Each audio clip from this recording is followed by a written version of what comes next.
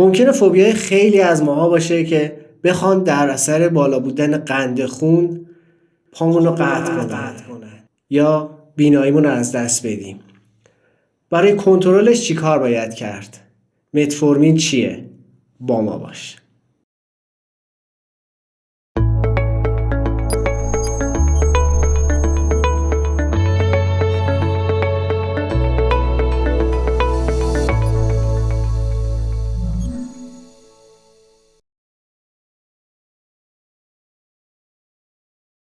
متفورمین دارویی است برای تنظیم قند خون برای بیماران دیابت نوع 2. البته این دارو خاصیت درمانی نداره، فقط تنظیم کننده هست، به این صورت که میزان تولید قند خون رو در کبد کاهش میده و همچنین اثر بخشی انسولین رو در بدن افزایش میده. انسولین کاربردهای متفاوتی داره که کاربرد اصلی اون همون تنظیم قند خون هست.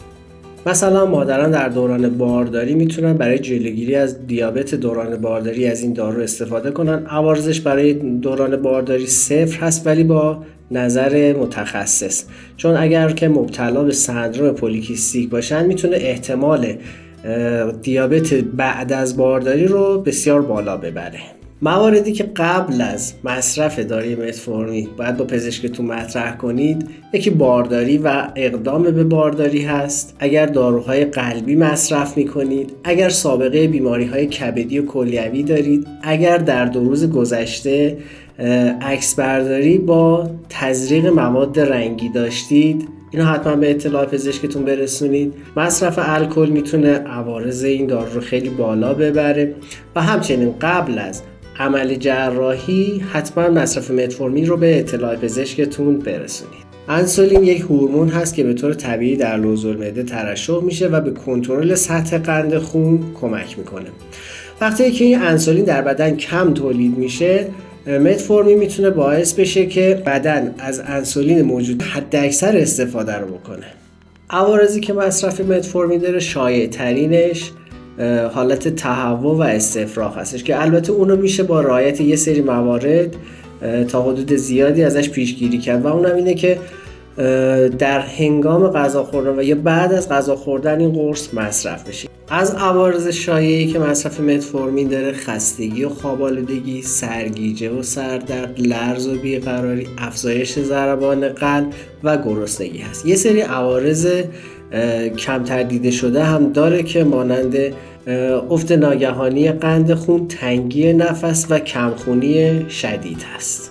قند خون بالا منجر به آسیب به اعصاب، خصوصا اعصاب انتهایی اندام ها می شود و این مسئله باعث میشه که احساس بیمار نسبت به درد، بریدگی و یا زخم کمتر بشه و همچنین قند خون بالا باعث میشه که سرعت ترمیم بافت ها کاهش پیدا کنه. لذا حتما از کفش های جلو پهن استفاده کنید و اندازه پا باشه. حتما هر شب پاها رو شستشو بدید و بدن رو از لحاظ زخم و کبودی کنترل کنید. اگر اتفاق افتاد واسهتون حتما تا بهبود کامل درمان رو پیگیری کنید. مصرف متفورمین با تغییر در سیکل قاعدگی میتونه احتمال بارداری رو افزایش بده. ترک سیگار، رژیم غذایی و ورزش کردن و فعالیت بدنی چیزایی هست که میتونه به تنظیم سطح قند خون کمک بسیار زیادی بکنه. در موارد خفیف فقط با یه رژیم ساده میتونیم این قند خون رو کنترل کنیم، ولی در موارد حاد حتما باید رژیم غذایی به همراه مصرف داروهای مانند متفورمین باشه تا جوابگو باشه. تفاوت متفورمین ایرانی و خارجی: گلوکناژ و هگزال 2 نام تجاری برای متفورمین خارجی هستن که البته شامل بیمه نمیشن و اگر اونا رو خواستید خریداری کنید باید به صورت آزاد بخرید.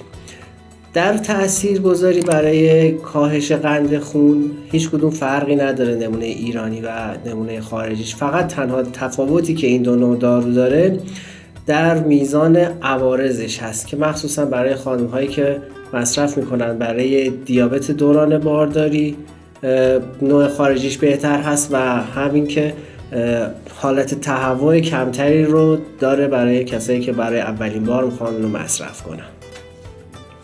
اگر مطالب کانالمون براتون مفید بود حتما با دوستانتون به اشتراک بذارید، لایک و سابسکرایب یادتون نره، کامنت فراموش نشه، حتما زنگوله پایین رو بزنید.